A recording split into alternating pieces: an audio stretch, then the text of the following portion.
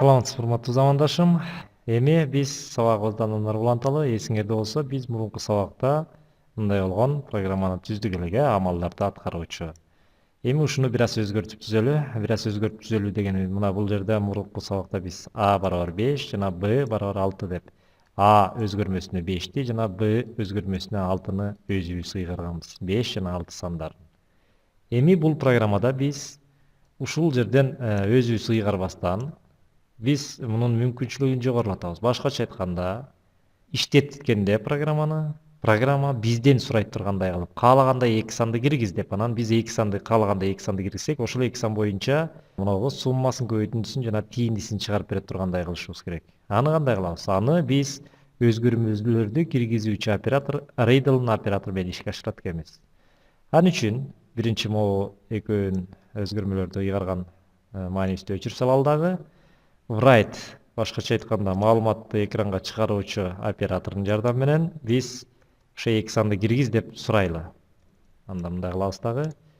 Каалагандай 2 санды киргиз дейбиз дагы.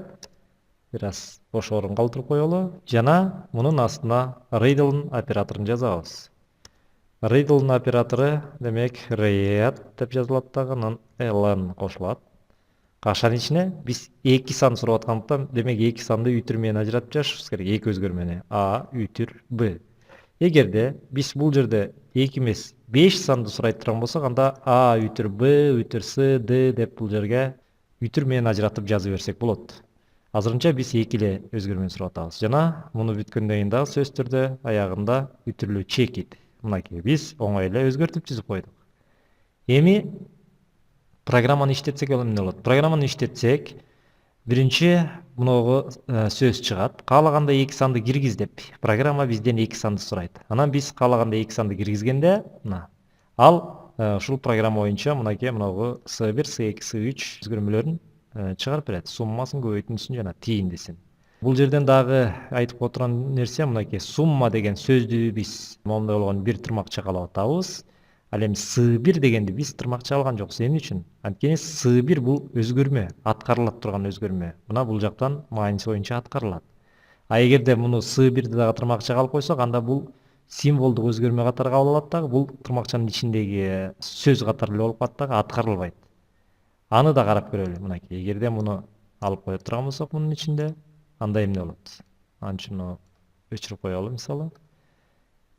Басат турган болсок, мынакей каалагандай 2 санды киргиз деп атат, Биз 2 санды киргизебиз. Бизге азыр мынакей мынагу көбөйтүндүсү жана тийиндиси эле аткарылат.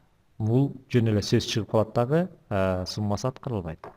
Эми 2 санды кантип киргизебиз? 2 санды read'те сурагандай болуп А бөлүнгөн Б деп сурап турган, А үтүр Б деп сурап тургандай болуп, 2 санды үтүр менен ажыратып киргизбейбиз. Ошону эсиңерге алып койгула. Үтүр менен ажыратпайбыз. Болгону боштук менен ажыратабыз, же болбосо enter менен. Мисалы 23, enterди бассаңар дагы сурайт. 34. Эми enterди бассак, мына чыгарып берди. Сумма барабар S1 деп сөз өзү эле чыгып калды. Мунун суммасын чыгарган жок.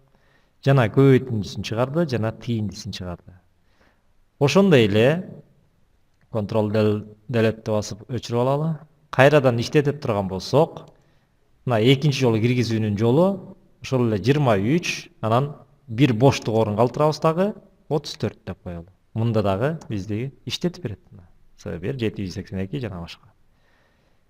Мына жанагындай эле суммабыз эч өзгөрбөйт. Ошондуктан мынакей S1ди биз мына тырмакчанын сыртына чыгарып, жана үтүр менен ажыратып коюшубуз керек ортосун. Эми карап көрөлү.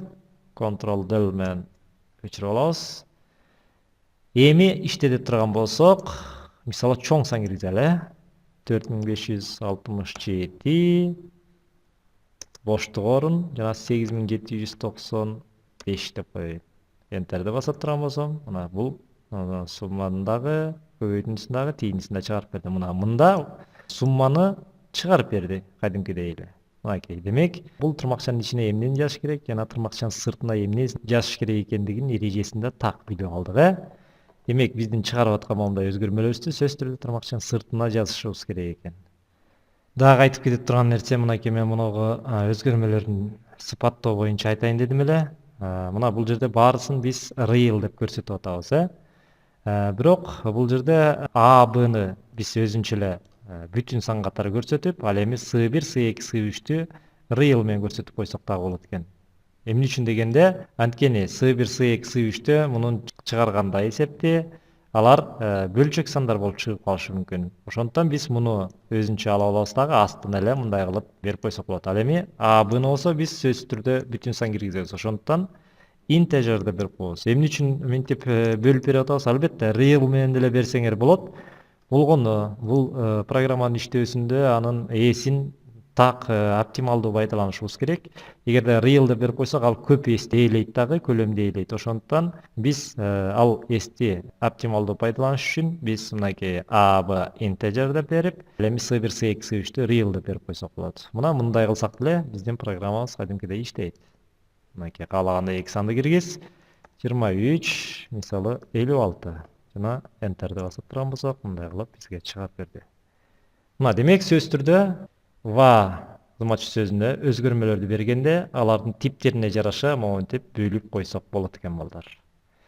Эми бул программабызды дагы ушул жерден токтотолу. Ал эми кийинки программаларыбызда, кийинки сабактарыбызда дагы бул программаны андан ары өнүктүрүп, дагы жаңы мүмкүнчүлүктөр менен таанышабыз. Анда эмес ушуну менен бул сабагыбыз аягына чыкты. Кийинки сабактан жолугушканча сак саламатта бололу.